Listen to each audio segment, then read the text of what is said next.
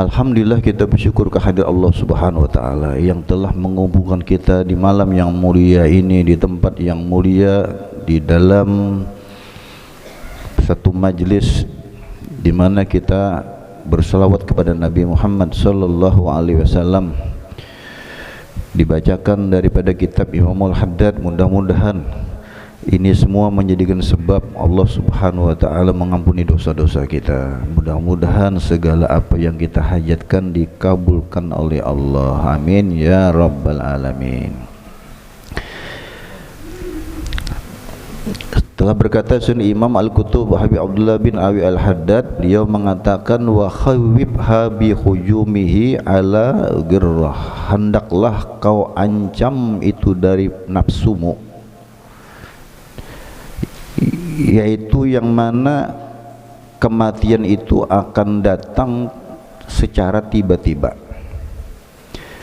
Wa annahu mata najala biha, dan bahwasannya manakala itu kematian datang kepada seseorang sehingga seseorang itu dalam keadaan dia tidak mendapatkan ridhonya Allah Subhanahu wa taala, maka terjadilah atau berubahlah keadaan menjadi suatu kerugian yang tiada akhirnya. Jadi sebagaimana salah seorang daripada ulama yaitu Malik bin Dinar yang hidup pada abad kedua Hijriah, beliau juga seringkali berkata kepada nafsunya. Jadi kalau di zaman sekarang ini orang biasa bicara pada dirinya di depan cermin, itu namanya apa? Autosugesti. Jadi autosugesti itu diperlukan untuk memberi semangat. Jadi kayak orang memandiri diri seorang nih, kamu harus bersemangat hari ini, kamu harus mencapai target yang harus didapatkan hari ini, dicaramin bepandiran kayak itu ngarannya autosugesti. Nah, ini Malik bin Dinar, beliau ini dalam keadaan sakit menjelang kematiannya, beliau kepengen untuk menikmati madu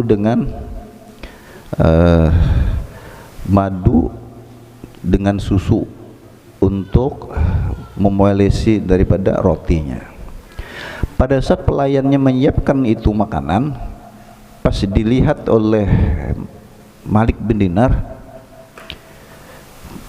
tiba-tiba dia hilang keinginan untuk memakan itu semua, sehingga dia berkata kepada itu apa makanan tadi, madu, kemudian susu, juga roti. Apa kata Malik bin Dinar?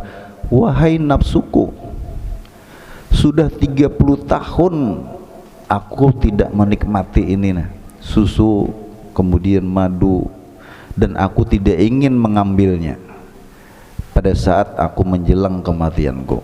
Diambil itu maknanya dilemparkan oleh beliau. Artinya apa?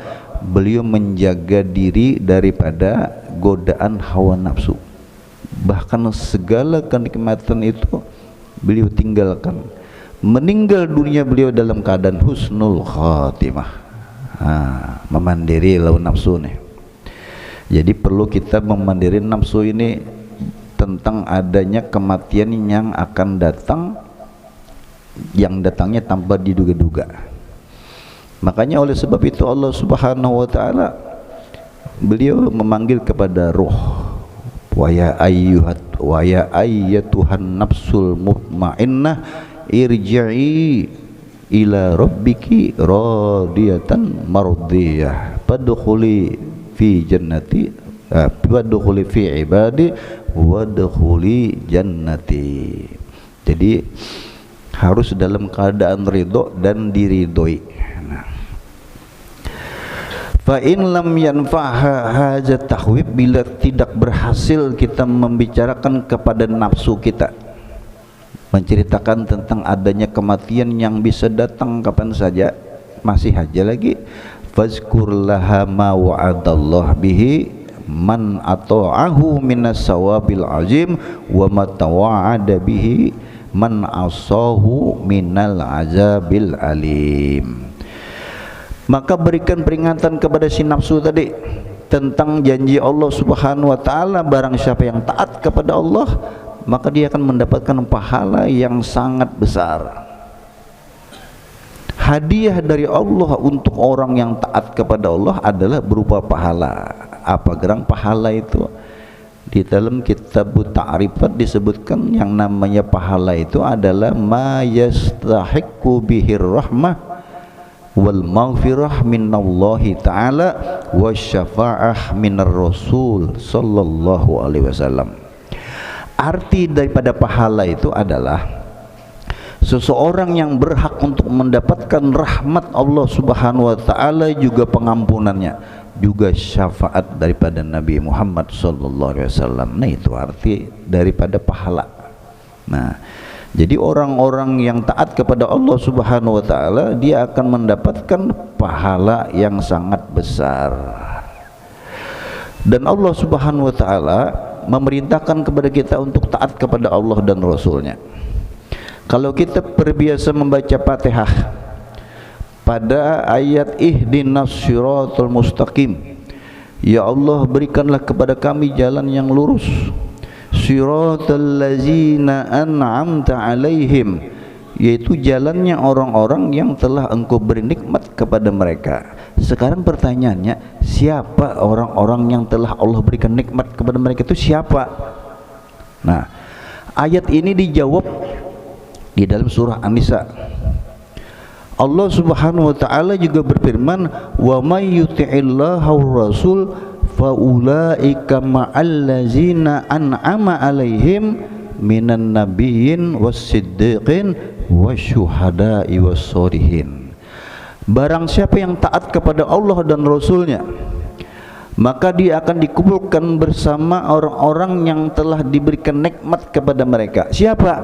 Para nabi, para siddiqin, para syuhada, dan para sholihin. Jadi waktu kita mintalan Allah untuk diberikan jalan yang lurus, kita kepengen jalan itu adalah jalan yang telah ditempuh oleh para nabi, para rasul, para syuhada, juga para sholihin. Nah, jadi surah Fatihah ini dijawab dengan surah An-Nisa ini, ya, keterangan itu. Nah, jadi nang ampat itu pang nang kita umpati, nang kita turuti. Ujar Allah apa? Wattabi' sabila man anaba ilayya. Ikutilah jalan orang yang telah kembali kepadaku dengan selamat. Itu yang kita umpati. Jalan-jalan mereka itu. Nah, itu nang kita umpati. Nah, lalu ujar Allah Subhanahu wa taala pulang di dalam suratul Fatihah, ghairul maghdubi alaihim waladdallin. Bukanlah jalan orang-orang yang dimurkai oleh Allah Subhanahu wa taala, dan juga bukan jalannya orang-orang yang sesat. Nah, hati-hati kita kalau pindah terompati jalan orang yang dimurkai oleh Allah Subhanahu wa taala. Jadi supaya jangan tersalah jalan, kita ini mencari kawan betul-betul yang bisa mengingatkan kita akan Allah Subhanahu wa taala. Mencari sahabat kalau bisa yang bisa mendorong kita untuk menyukai ilmu, menyukai amal ibadah dan sebagainya. Karena kalau kita sembarangan saja, itu bisa rusakin akhirnya itu. Ya. Wa ma tawa'ada bihi man asahu, dan ancaman Allah Subhanahu wa taala bagi orang yang bermaksiat, orang yang durhaka kepada Allah Subhanahu wa taala itu, kata Sidin, minal azabil alim, akan mendapatkan siksaan yang sangat pedih. Jadi sudah jelas jalannya, nang mana jalan nang menuju ke surga, nang mana jalan menuju neraka, sudah ada jalannya. Qad aflaha man zakkaha wa qad khaba man dassaha. Sungguh beruntung orang yang membersihkan jiwanya, sungguh rugi orang yang mengotorinya. Nah, jadi tinggal pilih aja kita. Kalau kita ingin beruntung, maka pilihlah jalan yang bisa menyucikan akan jiwa kita, nang membersihkan daripada diri kita, daripada segala noda-noda dosa dan sebagainya. Nah, itu. Wa kullaha ya nafsu ma ba'dal maut. Katakanlah kepada si nafsu tadi, bahwasannya wahai nafsu, tidak ada setelah kematian itu waktu waktu atau saat-saat untuk bertaubat. Ya, artinya kalau orang itu hendak bertobat, jangan sampai terlambat. Artinya apa? Jangan sampai kalau hendak bertobat itu jangan sampai habis waktunya, sampai-sampai roh itu berjalan sampai ke kerongkongan. Ada kalau qasidah, ada syair, waqtim lana ya rabbana bi khairin qabla ghorghoro. Ya Allah, tutuplah usiaku ya Allah, tutuplah segalanya dalam hidupku ini wahai Tuhanku dengan kebaikan sebelum itu ruh berjalan sampai ke tenggorokan. Karena kalau sudah itu kita punya roh yang tadinya jalannya dari kaki kita, kemudian sampai ke pinggang, kemudian sampai ke perut, roh itu berjalan sampai kemudian roh itu pada tenggorokan kita, berarti pas saat itu waktu kita hendak bertobat sudah terlambat. Kada kawal lagi dah, kada bakal diterima lagi kita. Nah, Fir'aun itu sebujurnya hendak bertobat ini, cuman karena rohnya itu sudah ditenggorokan, hendak mengucapkan kalimat taubat itu sudah kada kau lagi, karena terlambat sudah. Nah, terlambat sudah. Maka mumpung masih diberikan kesempatan kita, ayo kembali ke jalan Allah Subhanahu wa taala. Bertobat kita, akui dosa-dosa kita, karena hanya Allah yang bisa mengampuni segala dosa-dosa kita. Wa ma ba'dad dunya min darin illal jannah. Tidak ada lagi suatu kehidupan, tidak ada lagi tempat tinggal setelah dunia kecuali hanya ada dua. Yang pertama apa?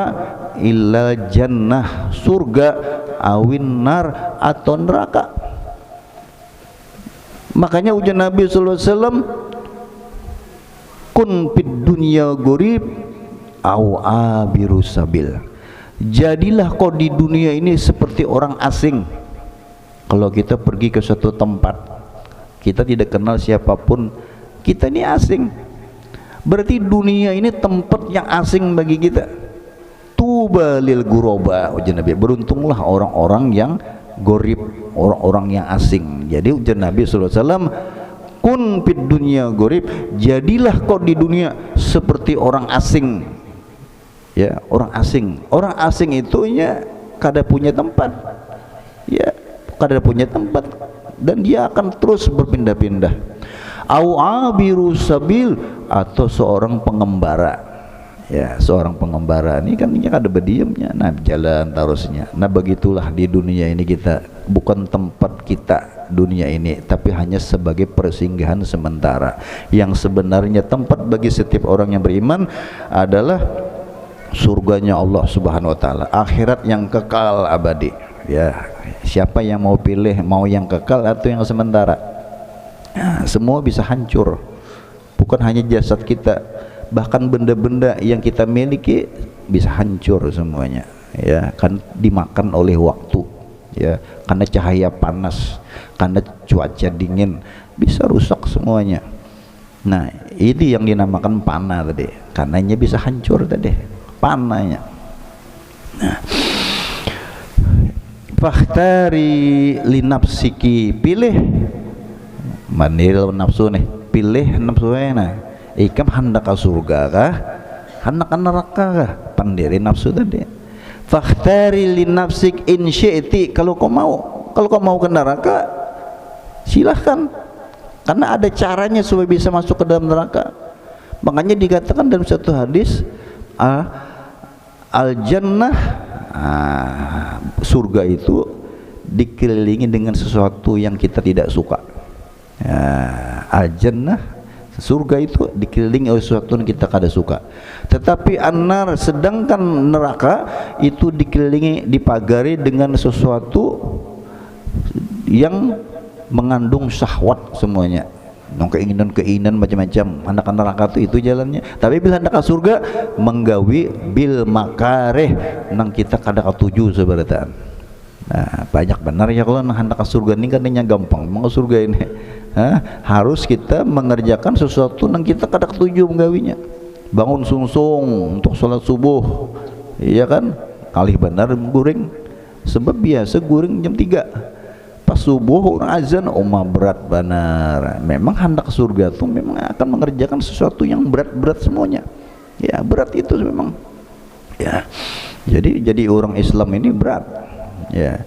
Nah, ta'atun takunu akibataha la fauza waridwan wal khulud fi fasihil jinan. Pilihannya adalah taat lan Allah. Karena ketaatan itu akan berakhir dengan suatu keberuntungan, keridhaan daripada Allah, kekal berada di dalam surga yang sangat luas.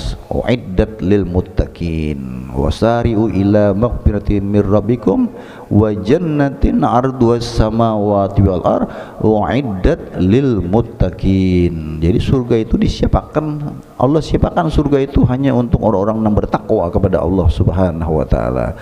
Wan nazuru ila wajhillahil karimil mannan. Kemudian di surga itu dia bisa memandang zat Allah Subhanahu wa taala yang penuh dengan segala anugerahnya. Itu kenikmatan melebihi nikmat surga. Banyak perkara-perkara di dalam surga itu yang menjadi keinginan kita untuk mencapai, untuk mendapatkannya. Dan paling utamanya di surga itu adalah kalau sudah bisa memandang zat Allah Subhanahu wa taala, memandang wajah baginda Nabi Muhammad sallallahu alaihi wasallam. Makanya Sohibul Maulid nih Habib Ali ya, kalau di dalam qasidah sidin, seandainya dimasukkan aku izin ke surga, tetapi di surga aku tidak menemukan kekasihku yaitu Nabi Muhammad, maka surga sama sekali tidak lagi menarik hatiku, tidak lagi menjadikan aku senang dalam surga. Kenapa? Karena tidak diperjumpakan dengan sang kekasih yaitu Nabi Muhammad sallallahu alaihi wasallam. Nah, wa in syi'ti, kalau engkau kepingin lagi, wahai nafsuku, kalau kau pengen, ma'siyatun yakunu akhiruha al-khizyu wal hawan, kau mengerjakan berbagai macam perbuatan maksiat yang berakhir dengan satu kehinaan, kemudian kemurkaan daripada Allah Subhanahu wa taala, terhalang daripada rahmat Allah, wal hafsi baina tabaqatin niran, lalu ditahan antara lapisan demi lapisan yang ada di dalam neraka. Karena kan neraka itu berlapis-lapis, bertingkat-tingkat. Jadi kena dianak di sini, bentuk sisaannya macam-macam, pindah lagi kena ke sini, macam-macam. Sesuai daripada dosa yang telah diperbuatnya waktu di dunia itu.